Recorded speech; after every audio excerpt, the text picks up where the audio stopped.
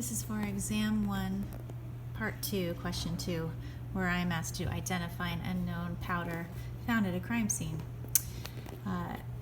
With my first attempt, I was able to get through the question, but I didn't come up with the right molar weight, the molar mass. So I went through it again, same steps. We'll just go through it and I will show you what I've discovered.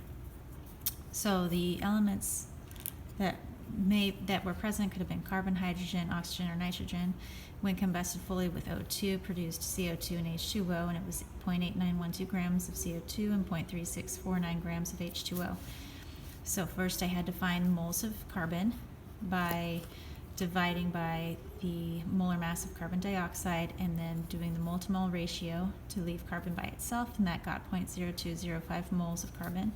Did the same thing for H2O in order to get hydrogen, multiplied 0.3649 grams H2O, divided this number by the molar mass of H2O, 18.02 grams, and then multiplied by the molar mass of hydrogen and H2O, which is a 2-to-1 ratio, and got 0.0405 moles of hydrogen. And we still need to find oxygen. So in order to do that, I had to convert to grams, 0.0205 moles of carbon multiplied by the molar mass of carbon, and I get 0.2462 grams of carbon. And the same for hydrogen, 0.0405 moles of hydrogen multiplied by the molar mass of hydrogen to get 0.04082 grams of hydrogen. Subtract those two numbers by the sample found at the crime scene, and I get what's left over, which would be oxygen, 0.21298 grams of oxygen.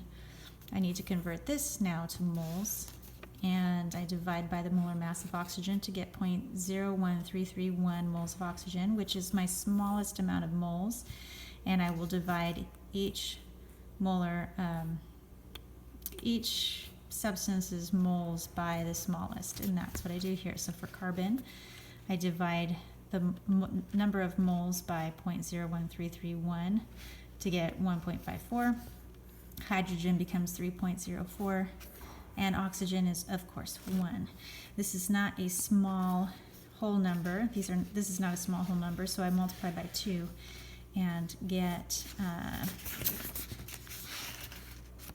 C3H6O2, which is hydroxyacetone, which I don't believe is a powder. Nor does it have the same molar mass as what is quoted in the problem. So this ended up to be 74 grams per mole, but that just doesn't make sense. It's supposed to equal 222. So instead of multiplying by 2, I multiplied by 3, and I got C9H18O6 with a molar mass of 222, and that is acetone peroxide, which is a high explosive and could very well likely be found at a crime scene. So that is the answer I'm going with, acetone peroxide.